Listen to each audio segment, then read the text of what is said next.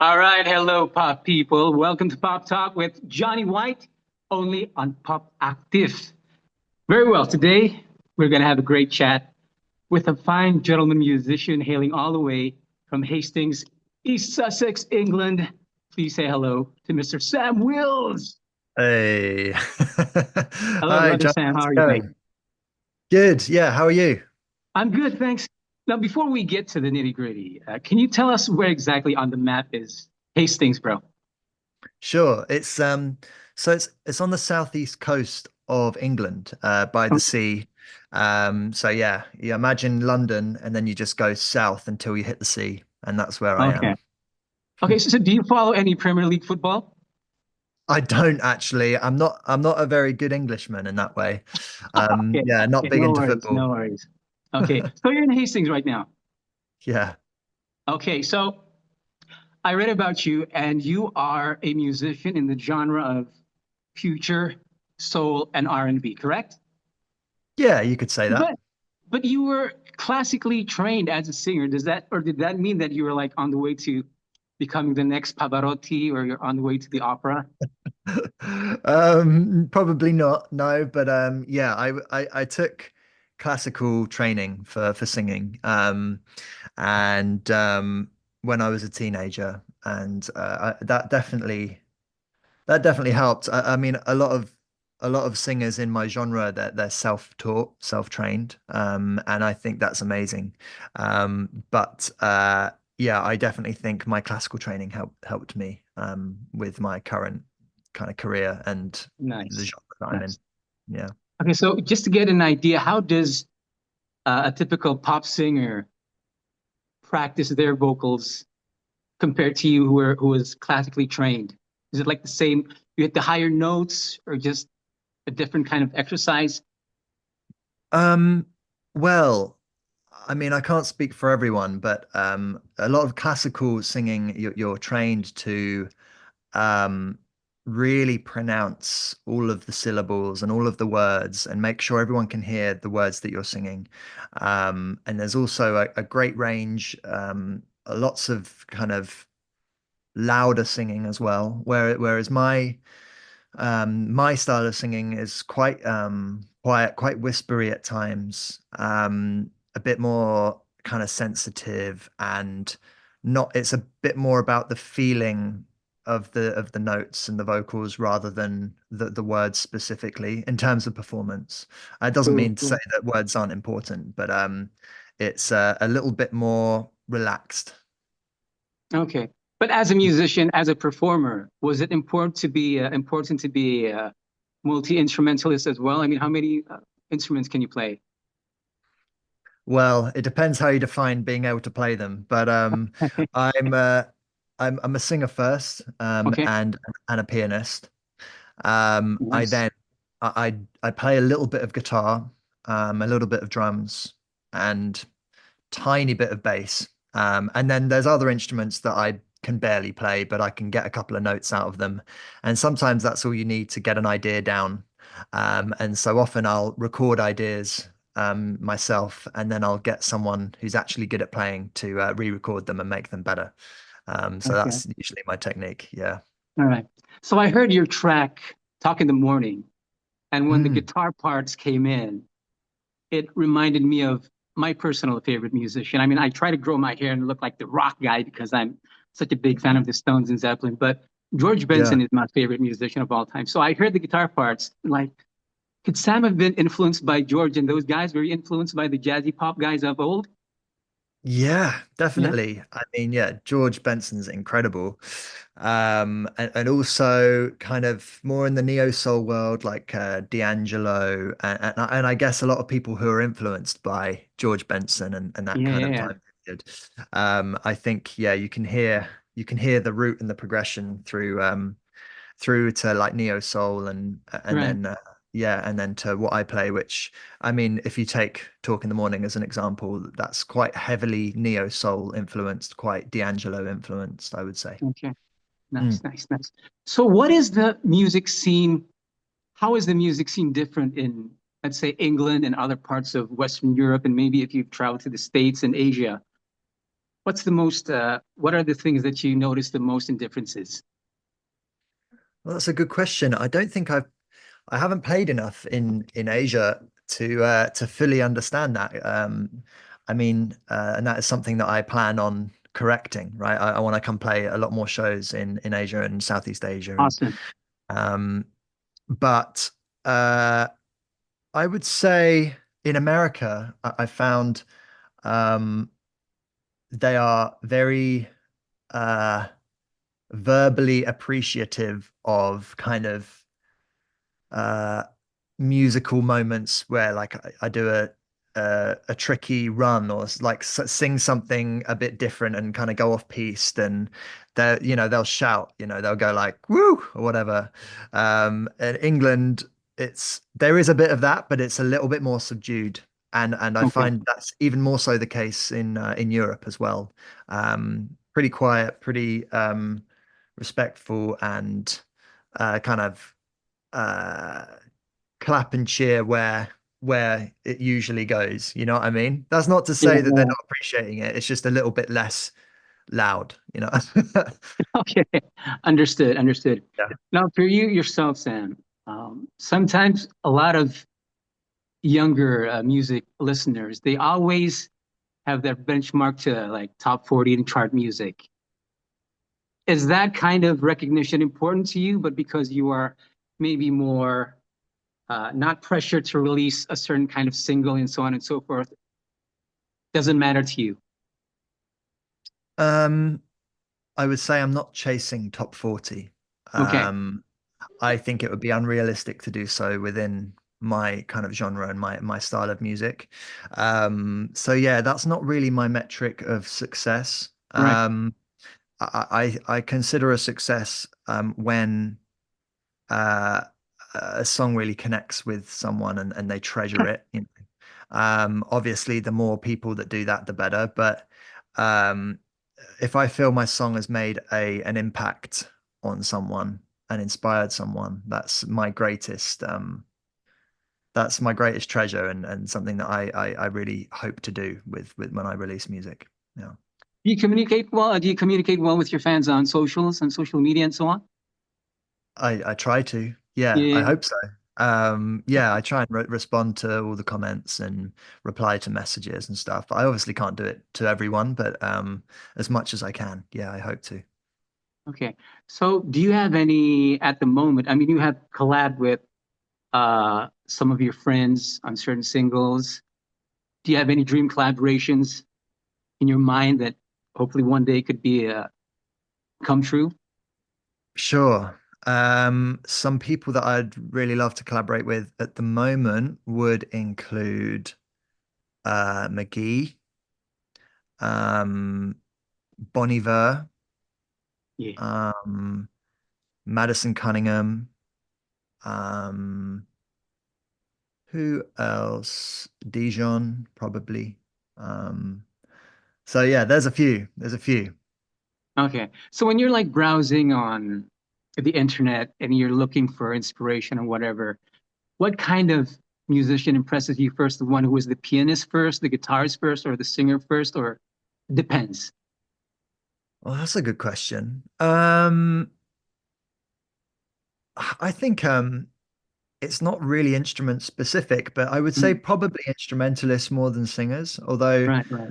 um obviously some singers do. For me, I look less for um how like fast you can do the notes and how how crazy, how out there it is, and a bit more for like the feeling and the authenticity behind it, and Yeah. um groove. um yeah, Phrasing, groove. Oh, yeah. exactly, sitting on the beat, sitting with the groove is what I seek when I'm looking for inspiration and when I'm writing as well. All right. So have you found, like, for yourself, a couple of formulas in your songwriting technique that works, or you could always like go back to in case you're like stuck in a rut or something? Well, yeah, I do have like techniques that I use to start music, and you know, nothing is guaranteed to work, as Right, I've right. found out. But I usually start with chords, um, chords, and then maybe the kind of the beat, the drums. Um, but often it will be a melody that comes to me first, and then I'll work out the harmony around it Mhm.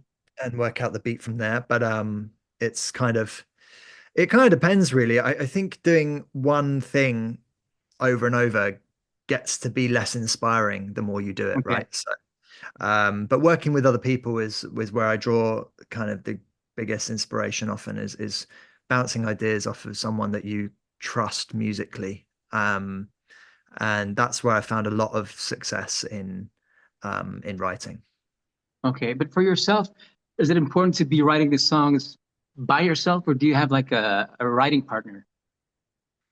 Um, I like to do both. Hmm. But in terms of this new album and the first album, um, I a lot of it has come out of sessions with other musicians and Right. producers. As I say, I like to bounce ideas off of someone else, and I find that when I'm writing on my own, um, I can sometimes come up with like too many melody ideas, too many ideas, Yeah. and get a bit lost as to what's actually good, what's the best route. And when you've got someone in the room with you, it's much quicker to make those decisions and put something together. That's not to say that I don't do that because I do write a lot on my own as well, and especially lyrics. I'll sit with lyrics for a long time and work on them. I find most of the time the music comes first, like the melodies and the chords, and then the odd line of lyrics here and there. And then I'll take my time over the lyrics to refine them and yeah, and make them as good as they can be. All right. Cool. Now you released in 2023. Was it Breathe? Yeah, the album. Yeah, it was 2021 actually, Oh, ages 2021. ago now. Okay. Yeah. So did you self-produce that, or did you hire a producer for that one and your upcoming album too? So I worked a lot with a producer writer called Pharaoh. And we made a lot of the first album together. A couple of them I made on my own, a couple of them I made with other producers, but yeah, we executive produced, mixed the project, and it's similar for this album. I also went to LA and New York and worked with a few musicians over there, Cool. started some ideas, but I took all of the ideas home and worked on them with Pharaoh. And then we also wrote a few tracks on the album together entirely as well. So yeah, that's how I've done it. And again, we mix the project together. It's quite important to me to have a tight-knit team, so that the songs all work together as one project and they're not disjointed, and so it flows. And the album itself plays kind of kind of in story order. Um, so the way that the album flowed to me was very important, and I find working with one or two people helps to solidify it. Okay. Would it be too difficult to like self-produce entire album or maybe a couple of songs by yourself? Um, yes, for me, I would love to be able to do it all myself, but I also think there's um, only good things can come of working with people that you really trust Okay. and creating new ideas, and I think the music is better as a result. Um, and I do produce, but there are some things that I hear that I want to achieve, which is would be very challenging for me to do and would take a long time. And I trust Pharaoh a lot with my music, and the music's a lot better as a result. So yeah. Okay. So when you first started writing and the process you're doing now when you're writing, has it changed or does it have to be like the lyrics have to be part of your personal life or can you create something like that's pure fiction? Because I could relate to songs like Night Drive and Undercover because I thought Undercover was a bit naughty and it was like, oh yeah, I can dig this, you know? Yeah. Yeah. So I base my songs on uh kind of feelings I have, and slightly more subconscious thoughts and feelings. And then some of them are a direct uh, kind of translation of my actual life, you know. And then Yeah, some things are based on feelings, but made into a song that is more kind of tangible and has its own unique story and kind of embellished and storified in a way, I guess. Um, kind of like Amelia, which is one of the songs that came out on the on this album, one of the singles that came out. Um, we kind of made like Amelia as a person doesn't exist, you know. Uh, she's representative of some feelings and thoughts that you know that I've had. So yeah, I would say it's a mix of real life stories completely written down the way they are, and then some things that are slightly fictionalized and made to be an exaggerated and kind of embellished thoughts that I've had. yeah, yeah. I took a listen also to Could Have Been Us. I think that's on the new album too, yeah. Could Have Been Yeah. Us. Yeah, yeah. Mm. I heard this song, I was like, this is a modern song. This is what a modern song is. I think right now this is what modern music sounds like. It's not music from like the top 40 charts because all the top 40 singers, they all sound the same. They use the same chord progressions. It's almost frustrating because it wasn't like that in the 80s and 90s and early 2000s. But speaking about influences, did you have any influences from the music that your parents listened to? Yeah.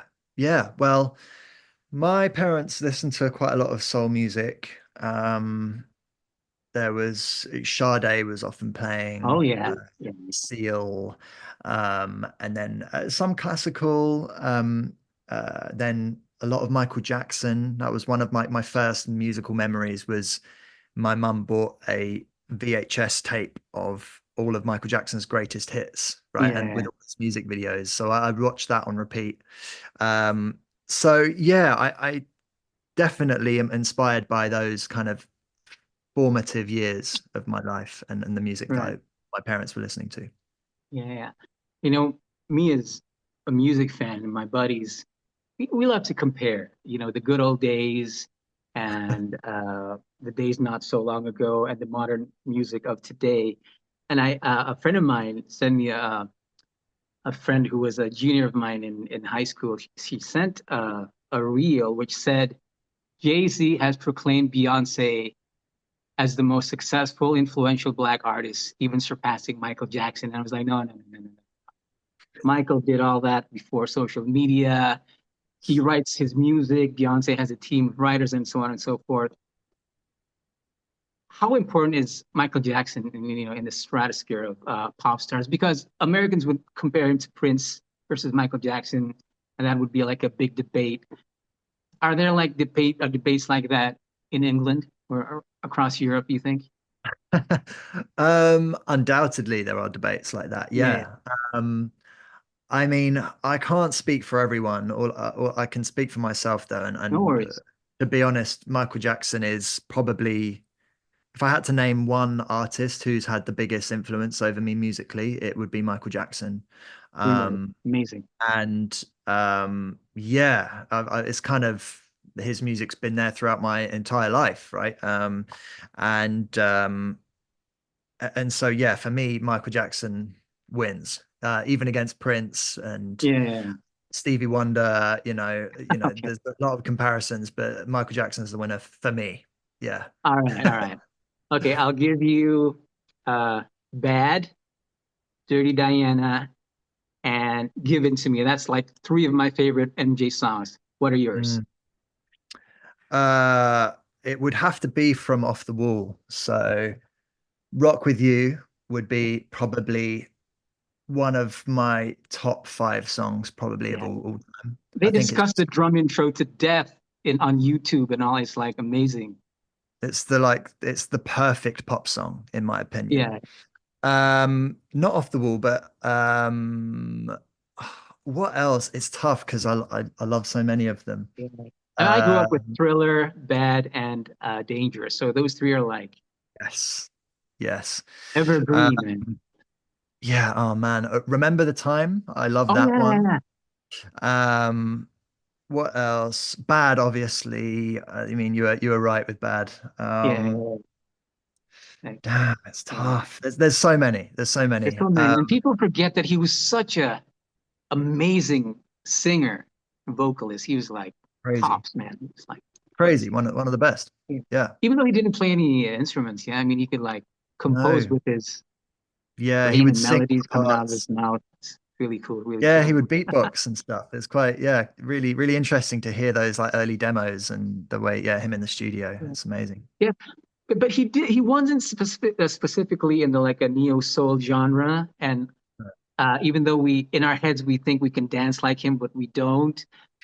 What inspired you most about his talents that you can like relate to? I think it's just his use of melody and rhythm um and the chords and yeah, the kind of the emotional the way he can stir emotions so Yeah, flawlessly yeah, um and it seems effortless and the effortless. groove. I mean, we've got to shout out Quincy Jones as well, of course. Oh yeah, rest in peace, It's legend. a big part of his sound. So I think their partnership just created absolute magic and perfection in kind of the pop music of the time. So yeah, I find it endlessly inspiring. Excellent. Now, Sam, can you give us maybe three of your all-time favorite albums of any genre, man? Any genre. Wow. Okay, top three. I don't know if I can do my exact top three, but I'll do some of my favorites. Please, Off the Wall by Michael off the Jackson. wall. Okay. Um, Grace by Jeff Buckley. Oh my goodness. Yeah, Um, Forever, Forever Ago by Bon Iver. That's three. I that's could three. keep going, We but can make top five if you want. Go ahead. Go for it. okay. Um, Channel Orange, uh, by Frank Ocean. Uh, Justified by Justin Timberlake. Oh yeah, that's a Uh, classic for sure. Yeah, Absolute classic. There's absolute five. classic. There you go. Thank you so much. Now, you know that music and movies, they inspire each other's worlds, right? Do you have any movies you want to recommend maybe to your fans here in Indonesia? Wow. You know what? I'm not so clued up on films, you know. Okay. I'm really bad. I think people expect me to be like really into films as much as I am into music, but to be honest, music's more than enough for me. No You know, worries, no worries, no worries. Okay. um But anyway, you got a new album coming out in early October, yeah? Can you speak a yes. little more about that? Yeah. Well, it's called Speak. And that is the name of one of the tracks on the album. Right, right. Um, Yeah. and the album itself kind of deals with feelings of stagnation and kind of desperation for meaningful life progression. Um, it's kind of written at a time where I felt like um, the world was standing still, but only for me, and um, yeah, I just kind of didn't know where I was going in music and in life, and so it came from that place of stagnation, and there's feelings of joy, but of sadness as well, and there's love and heartbreak, and yeah, it's got a little bit of everything, kind of Nice. as any good album should have, really. So Cool. yeah, so it's quite a vulnerable album this time round. Nice. Okay. So from start to finish, how long did it take you to complete the entire album? Speak. Um, well, probably around 3 years, just 3 years. over. Yeah. Yeah, it's been a long process. Yeah. And I think that played into the theme of the album, actually. Right, right. Uh, So you so started writing for Speak just when COVID was like getting a little bit, we're over the pandemic almost, yeah? hmm, yeah, so 2023, yeah? I released Breathe in the first album in June 2021? 2021. Mhm. And then I took a couple of months out and built a cabin in the woods, or finished off in the woods with a friend of mine. And then, yeah, then I slowly started to get back into it. And it took a while, and I'm a perfectionist, and I'm a slow writer. And yeah, it took me a while to kind of work out what the album's going to sound like, where I'm going with it, and but yeah, I mean, to be honest, I never figured it out. I just kept writing, and eventually it all came together as one body of music. And then listening back to it, it makes sense. It makes sense to me. Right. And Absolutely. yeah, so yeah, I'm excited for people to hear it. I'm pretty nervous about it as well, but Okay. I think Well, as good as I could possibly make it. So I hope people can hear the time and the care that went into it. yeah. A lot of fans of music, they always recognize a band or I mean, a band especially from the voice. Yeah. How do you differentiate the skills or mechanics of, warming up before singing for recording a song and before like going on stage?